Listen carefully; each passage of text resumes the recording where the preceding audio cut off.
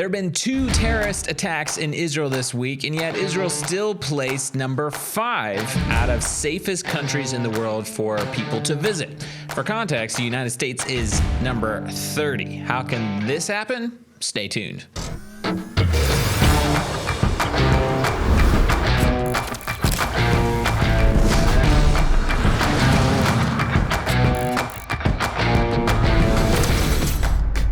Welcome to the Israel Guys, where we believe that in a world of anti-Israel propaganda and Jew hatred, you should have a direct connection to the land and people of Israel. Glad to be with you guys here on Friday, December 8th, here in the heartland of Israel. Make sure to go ahead and hit that subscribe button, hit the notification bell, and get the conversation going down below. We'd love to hear from you guys. As we get towards the end of the year, the Israel Guys Network is free. Weekly videos, podcasts, articles, all at theisraelguys.com. But if you guys want to support our work and help us continue to keep making more and more content and keep as much of it as possible free, you can support us one time or monthly at theisraelguys.com. Just click on the donate button.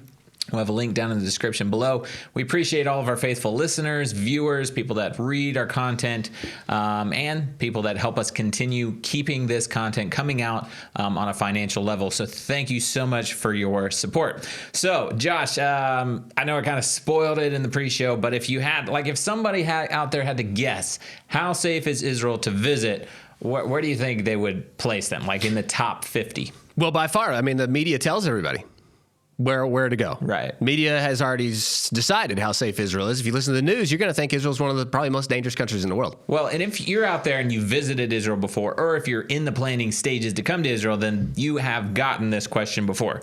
And if you haven't gotten it, you're about to. Look, and it's probably not a question. It's a Google search. Well, how safe is Israel? But it's your relatives. It's your mother-in-law. It's your brother-in-law. It's your coworker. And they're going to ask you, is it safe to go to Israel? Well, a survey out of the United States, pretty serious survey.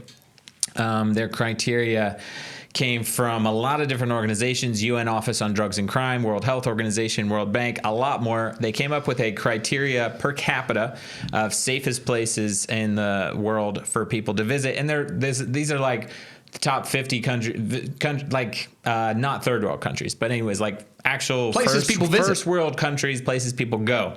The loser was South Africa, so you might want to be careful if you go there. But Israel placed number 5, and the only ones that ranked higher than Israel were, let's see if I can find it, Switzerland, the Netherlands, Denmark, and Singapore. They were the 2 safer countries. They earned an A+ with this safety index rating that they came up with. Wait, you're telling me those are the only countries that are safer, that mark before safer Israel? To visit than Israel, as you would expect. I mean, Switzerland, Denmark, Singapore. Yeah. Those are places, you would expect to be safe, right? Their criteria is things like number of homicide deaths, unintentional poisoning deaths. You know that just doesn't happen in Israel. Doesn't happen. Death from poor hygiene conditions, life years lost due to communicable diseases, life years lost due to injury in a country's likelihood to be hit by a natural disaster. So this is the things we're talking about, right? Violence, road accidents, homicides, murders, diseases, that natural disasters, that type of thing. So Israel's overall safety index got a grade of A, and only 2 countries got an A+. That was the ones that were before that: Switzerland, Denmark, Netherlands. The top 2 got an A+. So Israel ranked number 5. United States ranked number 30. So guess what? If you live in the U.S., it's actually more dangerous than in Israel. U.S. ranked 30, Canada 21, Australia 18, France 15, and the U.K. They're pretty safe, but they're still not as safe as Israel. Number 10 on there. So what's happening here? Why do people think it's so dangerous to come to Israel? And there were 2 terrorist attacks that happened this week, which we will talk about, and we talk about those types of things a lot. Why do people think it's so dangerous? Israel also ranked as they always rank in the top 10 happiest countries. Like, people are happy that are living in Israel. You think of like New Zealand when you think of happiest countries. Israel also ranks in the top 10. Okay, so not only are they safe, but they're also happy. And people just don't know that. Why? Because every time any kind of attack happens, whether it's a terrorist attack, violence, shooting, whatever it is, it gets blasted on international media. At the very best case scenario, it gets slanted to where it's not quite the truth. And the worst case scenario is that they just outright lie, as happened this week. We'll talk about one of the classic examples. But the truth, and that's why people, they're going to ask you, is it safe to go to Israel? Reality, truth, yes, safer to go to Israel than to most of the other countries that your friends are probably visiting. And here's why. Feel free to cite this. You can check out, this was a report from the Jerusalem Post. Check out the link down below, guys. You have the information now at your fingertips. So places like Canada ranked 21, Australia 18, France 15, United Kingdom 10. United States outranked them all with 30 on the list between, they're like right there in the middle, of like most dangerous places to visit. So we've got a pretty wild situation. Israel coming out at 5. And I think who's to thank for or who's to blame for all of this anti-Israel? Because really, it's a bash. If this stat, and I believe this stat is true, this is a pretty serious, survey that was done. There's some serious propaganda against Israel that the whole world thinks something opposite of what's actually true. When it comes to Israel, there's nobody on the planet that's watching news that thinks Israel is the 5th most safest country to go to in the world. Nobody. That's just insane. Nobody's thinking that. So who's to blame for this? Well, there's some big organizations out there that are just perpetuating and propagating lies so that people do not go to Israel. Who's to blame for this? I mean, you got BBC, you got New York Times, all the Washington Post, you name it. All the big guys, Al Jazeera, the list just goes on. If they're any major news network, they're promoting something. Why are they promoting it? Because it sells. It sells.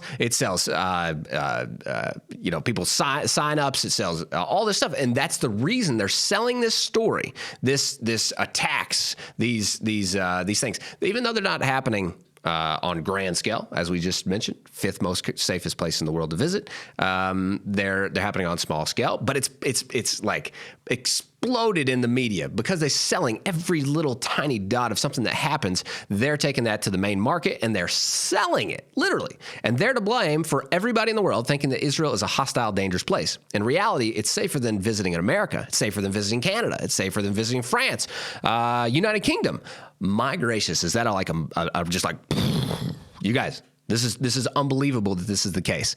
And we should really take note of the true answer. I think with anti-Semitism on its rise, we have, and this is another expression of that anti-Semitism. When you're telling people that Israel is something that it's not, that's anti-Israel. That's Israel hatred. And really, why is there not a big lawyer on these cases? This is some pretty serious anti-Israel thing. It's not true. So how can you be promoting these things that are not true and making everybody think that Israel is something that's not? I think somebody should take up this case that these nations that are responsible for smearing Israel as a dangerous country, people are thinking it's a number 50 on the danger list when it's actually one of the most safest. Really.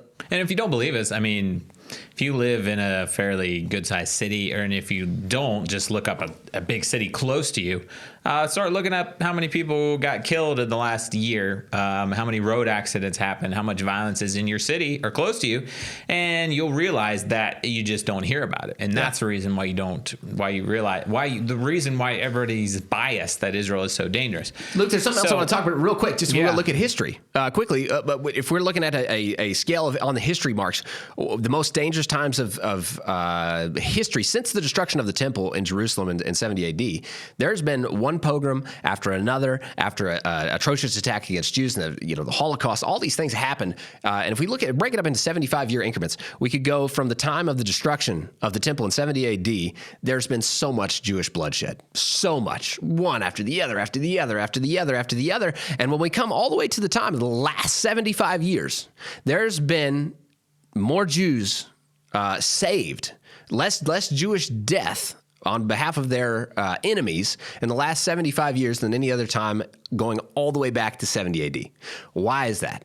Because there's a Jewish nation. There's a state of Israel. This is a safe haven for Jews. I think that's an incredible fact that the safe haven, Jews are safer in the world today because the nation of Israel exists. And yet, not only just safe, one of the top 5 most safest places. Even if you're a tourist and you want to come visit this miracle nation of Israel, you have the opportunity to do that safely. I think this is incredible. The safe haven of the Jewish people is now here. It's the nation of Israel. And for the last 75 years, there's been a safe haven. Jews have a safe place. They're not being killed and murdered in the streets of Israel as in any other time period going back. This is the safest 75 years of Jewish history going back all the way back to 70 AD. I think that's pretty phenomenal. And that has to do with this nation being such a safe place. So how does all that fit in with the 2 terrorist attacks that happened just this week? We're going to get into that in just a minute. But first, guys, time of year, you're probably holiday shopping, whether you're celebrating Christmas or Hanukkah. You might be thinking about gifts. As you're thinking about gifts, we want to encourage you, get gifts from Israel. Not just any gifts, but get gifts from the biblical heartland of Israel. Beautiful boutique products from small family-owned businesses. I got some displayed right here. We got honey. Hopefully we'll have them up on the screen too. We got beautiful boutique honeys, soaps, chocolate from our good friends down at the Holy Cacao Chocolate Factory near Hebron in Judea, olive oil from the Torah Winery, which is one of the farmers that we actually work with as a volunteer organization in Israel. And they have so much more. They got ceramics, they got jewelry, they got cosmetics, and so much more. You go to blessedbyisrael.com, blessedbyisrael.com, or click the link in the description below. Not only do you get beautiful products from small family-owned businesses shipped straight to your door, and they all come from Israel's biblical heartland, but you're also, every time you order these products, you're directly fighting the boycott, divestment, and sanctions, the BDS movement that tries to delegitimize Israel and keep the world from supporting Israel. They want to keep you from buying products from what they call the West Bank, because that will delegitimize Israel. Well, guess what? With the click of a button, you're not only going to fight all of that and fight against the Jew hatred and anti-Semitism that's rising in the world, but you're also going to support small family-owned businesses, and you're going to get amazing, amazing, beautiful products shipped straight to your door just in time for the holidays. So click that link in the description below. Go to blessedbyisrael.com. You can still use the code INVEST at checkout. Get $5 off your first order. Fight BDS, guys, and strengthen the biblical heartland of Israel and get beautiful products shipped straight to you. So there was 2 terrorist attacks that happened in Israel this week. One just happened yesterday. A terrorist drove up to the back gate of Ofra and started shooting with a rifle. We might get a little B-roll up on the screen. It's kind of dumb, actually, what he did. So then the IDF gets in their Jeep, starts chasing him. He's in his vehicle. He's running away. At what point he stops, jumps out of the vehicle, starts shooting at the IDF again, and eventually the terrorist was neutralized, okay? That's one story that happened this week. If you saw it in the media, it was probably reported a little differently. The headline was probably very misleading. But there was another terrorist attack that's a classic example of what happens in the mainstream media. And this is one of the worst incidents. So that's why I want to bring it up. We reported on it earlier, but basically the headlines this week were IDF executes Palestinians, or brutal occupiers, Israel's military shoots Palestinian civilian at point blank range. Like, those are the headlines. You can go Google them. Just Google it. You'll find out for yourselves, right? What actually happened? A terrorist attacked a Jewish couple in their car. So the husband who was in the car was actually a border policeman. He gets out and starts fighting with the terrorist. The terrorist stabs him, brutally, like injures him pretty badly, and starts fighting, trying to take the officer's gun. Eventually, the officer is able to draw his handgun. He shoots the terrorist and neutralizing him. But like I said, what did this media come out with? IDF executes Palestinian civilian.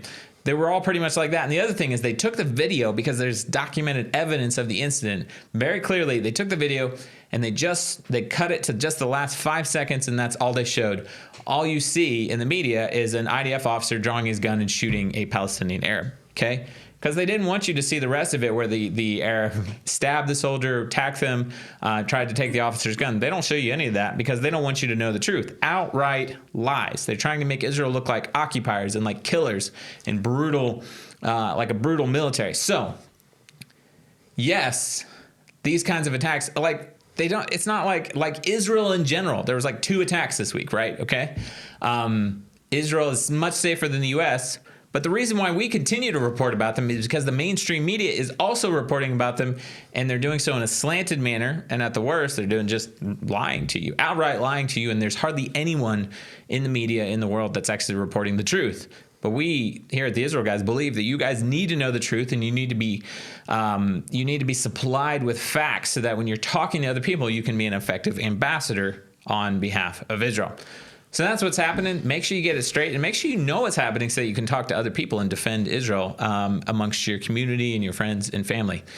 A little bit of good news as we wrap up today, and that is an update on the new government that is incoming. We've been reporting about the elections. Israel elected a strong conservative government, but now they have to form a coalition. It's a little bit different than the United States. And the update is that Bibi Netanyahu, who's coming back in as prime minister, was able to sign an agreement with the Shas party, which is one of the two ultra-Orthodox parties, or the main ones. He's already signed with Bezalel Smotrich and Itamar Ben-Gvir, and now he's signed with Shas. This just leaves him with United Torah Judaism, who the reports are that they're struggling a little bit, but that's normal because they reported the same thing with all the rest of the parties. So hopefully they'll get it formed very soon. They have Netanyahu has a couple days left in his mandate. He can get a 14-day extension, but he may get it together in the next few days, which means that we'd have a new government sworn in office in the next week or two. So pray for Israel. Pray for all of this to come about. I wanted to put it in because it's exciting, but Bezalel Smotrich, who is going to be appointed the new finance minister, he's also going to have jurisdiction in the how things are governed in Judea and Samaria. So it's a little complicated. We don't have time to get onto all of it today, but it's really good news for Judea and Samaria because basically there's been a lot of illegal construction here. Jewish construction is very limited. The way Judea and Samaria is governed is not like the rest of Israel. So the citizens that live here have a really hard time with just a lot of basic things like transportation, economy, municipalities, building permits. Bezalel Smotrich is about to take all of that over. And not only is he like a strong right-wing conservative politician, he lives in Samaria. So this is very, very good news for Israel's biblical heartland. Again, hopefully when the government gets put together, we'll give you a more detailed outline of what that will actually look like. But it's very good news, and you guys can pray that a strong right-wing government will be sworn in really soon. Luke, I'd say contrary to what everyone is saying, that with this new conservative, if people are saying fascist, this new government is too pro-Israel. They're not saying too pro-Israel, but that's the fact. They're straight basically up what they're saying. They're basically saying you're too pro-Israel. You're not giving the Arab terrorists enough room in your government. You're not allowing the Muslim Brotherhood to fully express themselves. Come on, give me a break. But this is literally, guys, if Israel is a number 5 on the international charts right now for most safest place out of 50, what we're seeing happen now, you can expect that number to come down to first place. I'm telling you, if there's this is in the government that was had the Muslim Brotherhood in it, Israel is number 5. This is what the government that's being replaced right now. This government that's coming in right now, if we have a strong pro-Israel government that is standing up for Jewish rights, standing up for Jews. You're not seeing Jews getting slapped in the streets by Arabs. We're not seeing Arab radicals run over the streets, taking over Jewish Arab towns mixed. You're not seeing the Arabs take over that. A strong Jewish state means a safe Israel. And let me tell you, if Israel's a 5, you're going to see a first place safest nation in the world to visit coming soon with this kind of power-packed team involved. So don't listen to any of that ridiculous news you're hearing that Israel's being taken over by fascist right-wing people. And give me a break. If you're a conservative person out there, you know that lingo. You hear it in the American government right now. Let's just, you know what I'm talking about. All these ridiculous things that's coming out of the White House and all over the world, all the leftists are trying to say all these things. It's just a bunch of false. It's just a bunch of rhetoric that's just no basis whatsoever. Know the truth. The coalition that's being formed in Israel right now is the best thing that's ever happened to the Jewish nation and the Jewish people. It's going to be a strong Israel. It's going to be a strong, safer, strong government of Israel and people of Israel. Don't miss it. So guys, remember, regardless of what you see and hear in the mainstream media about terror and violence on a daily basis, Israel's still ranked number 5 safest country to visit for people in United States ranked number 30. Why do we continue reporting on the terrorist story? So you guys can know what's actually happening, because the media is slanting it and they're getting it outright wrong. They're actually just lying to you. Fake news media. Sorry to get a little harsh there, but that's what's happening because it happened this week. They just outright lied about a terrorist attack that happened in the heartland. Guys, don't forget to buy meaningful products, make meaningful purchases when you're doing your holiday shopping, your gifts. Go to blessedbuyisrael.com or click the link in the description below and get beautiful beautiful boutique products from small family-owned businesses in Israel's heartland. You can support the heartland and fight the BDS movement. Guys, remember to subscribe, get that conversation going down below. Let us know what you think in the comment section. Remember to tune out the fake news, tune into what is actually happening here in the heartland of Israel. We're here every Monday, Wednesday, and Friday with your direct connection to the land and people of Israel.